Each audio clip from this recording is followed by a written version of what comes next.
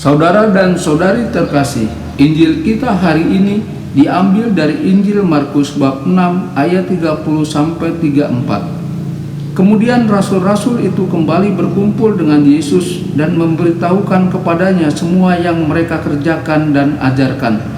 Lalu ia berkata kepada mereka, "Marilah ke tempat yang sunyi supaya kita sendirian dan beristirahatlah seketika. Sebab memang begitu banyaknya orang yang datang dan yang pergi, sehingga makan pun mereka tidak sempat." Maka berangkatlah mereka untuk mengasingkan diri dengan perahu ke tempat yang sunyi. Tetapi pada waktu mereka bertolak, banyak orang melihat mereka dan mengetahui tujuan mereka. Dengan mengambil jalan darat, segeralah datang orang dari sebuah kota ke tempat itu, sehingga mendahului mereka. Ketika Yesus mendarat, ia melihat sejumlah besar orang banyak, maka tergeraklah hatinya oleh belas kasihan kepada mereka, karena mereka seperti domba yang tidak mempunyai gembala. Lalu mulailah ia mengajarkan banyak hal kepada mereka. Berbahagialah orang yang mendengarkan sabda Tuhan dan tekun melaksanakannya. Sabdamu adalah jalan, kebenaran dan hidup kami.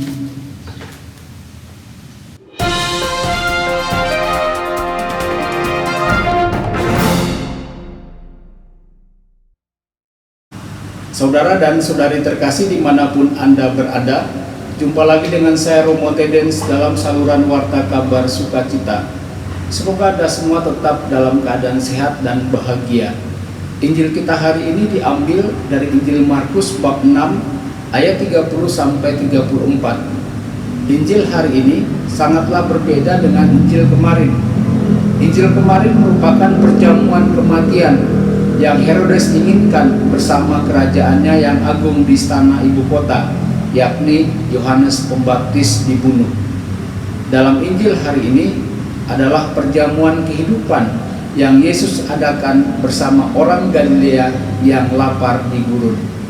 Injil hari ini hanya menyajikan pendahuluan untuk mukjizat pergandaan roti dan juga menggambarkan ajaran Yesus. Ayat 30 sampai 32. Sambutan yang diberikan kepada para murid Yesus. Pada waktu itu, para murid bergabung kembali dengan Yesus dan menyampaikan kepada Yesus semua yang telah mereka lakukan dan ajarkan. Dan Yesus berkata kepada mereka, "Marilah ke tempat yang sunyi, supaya kita sendirian dan beristirahat untuk sementara waktu." Saudara dan saudari yang terkasih, ayat-ayat ini memperlihatkan bagaimana Yesus membentuk para muridnya. Yesus tidak hanya peduli akan isi pewartaan Injil para murid, tetapi juga perlunya ketenangan dan refleksi bagi murid-muridnya. Yesus mengajak para muridnya untuk pergi ke tempat yang sepi, agar mereka dapat beristirahat dan merefleksikan kembali apa yang telah mereka lakukan. Ayat 33 sampai 34. Sambutan yang diberikan orang banyak. Orang-orang melihat bahwa Yesus telah pergi ke seberang danau dan mereka mengikuti Yesus. Mereka terus berusaha untuk pergi kepada Yesus dengan berjalan kaki. Maka sewaktu Yesus menuju pantai, Yesus melihat sekumpulan besar orang di sana. Dan Yesus berbelas kasih kepada mereka, karena mereka bagaikan domba tanpa gembala. Saudara dan saudari terkasih, Yesus kemudian mulai mengajar mereka dengan panjang lebar. Yesus melupakan istirahatnya sendiri dan mulai mengajari mereka. Dengan menyadari bahwa orang-orang itu seperti domba tidak memiliki gembala, maka Yesus mulai menjadi gembala mereka.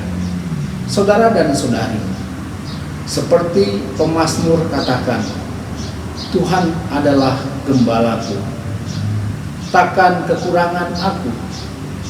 Ia membaringkan aku di padang rumput yang hijau.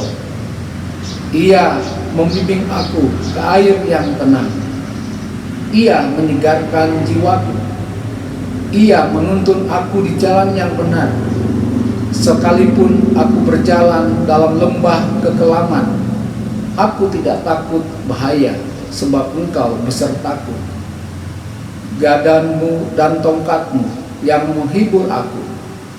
Engkau menyediakan hidangan bagiku di hadapan lawanku. Engkau mengurapi kepalaku dengan minyak, pialaku penuh melimpah.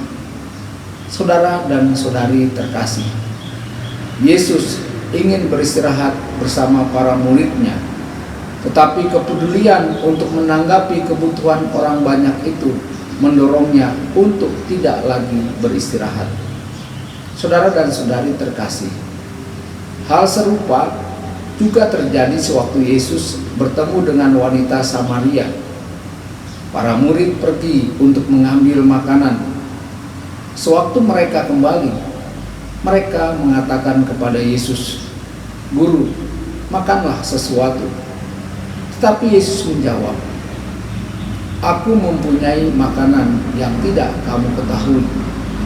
Kepedulian untuk menanggapi kebutuhan orang Samaria membuat Yesus melupakan rasa laparnya. Kata Yesus kepada para murid, "Makananku adalah melakukan kehendak Bapa yang mengutus aku dan untuk menyelesaikan pekerjaannya." Saudara dan saudari yang terkasih, hal pertama adalah merespon orang-orang yang mencarinya. Lalu Yesus baru makan. Kemudian Yesus mulai mengajarkan banyak hal kepada mereka. Injil Markus menyampaikan kepada kita banyak hal yang Yesus ajarkan. Orang-orang terkesan sebuah ajaran baru. Dia mengajari mereka dengan kuasa. Dan itu tidak seperti yang dilakukan oleh para ahli Taurat. Mengajar adalah hal yang penting dan yang paling sering Yesus lakukan. Inilah yang biasanya ia lakukan. Mengajar bukan hanya soal mengajarkan kebenaran-kebenaran baru agar dapat mengatakan sesuatu. Isi yang Yesus berikan tidak hanya muncul dalam kata-katanya, tapi juga dalam gerak-geriknya, dalam tingkah lakunya, dan caranya berhubungan dengan orang banyak. Isinya tidak pernah terpisah dari orang yang berkomunikasi dengannya. Yesus adalah orang yang suka menyambut. Yesus ingin kebaikan rakyat. Kebaikan dan kasih yang datang dari firman-Nya membentuk bagian dari isinya. Saudara dan saudari terkasih, ajaran Yesus nyata dalam ribuan cara. Yesus menerima murid, tidak hanya pria, tetapi juga wanita. Dia tidak hanya mengajar di sinagoga, tetapi juga di tempat dimanapun di mana ada orang untuk mendengarkan dia. Di sinagoga, di rumah, di pantai, di gunung, di dataran, di perahu, di padang pasir. Pengajaran Yesus adalah komunikasi yang berasal dari kelimpahan hatinya dalam bentuk yang paling beragam, seperti percakapan yang melaluinya dia mencoba untuk mengklarifikasi fakta, seperti sebuah perbandingan atau perumpamaan yang mengundang orang untuk berpikir dan berperan serta. Juga seperti penjelasan tentang apa yang ia sendiri pikirkan dan lakukan, seperti penjelasan yang tidak selalu menghindari polemik, seperti kritik yang mencela apa yang salah dan keliru. Saudara dan saudari terkasih, itu selalu menjadi saksi dari apa yang Yesus sendiri jalani dan merupakan ekspresi kasih-Nya. Melalui firman Allah, pada hari ini kita diajak untuk berefleksi secara pribadi. Apa yang kita lakukan ketika kita ingin mengajari orang lain mengenai iman dan agama kita? Apakah kita mencontoh Yesus sendiri? Tuhan Yesus memberkati dan menyertai Anda semua.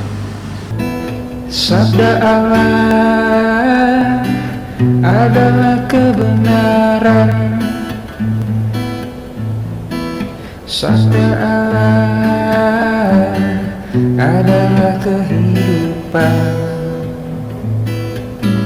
Mari kita mencintainya, mari kita menghayatinya.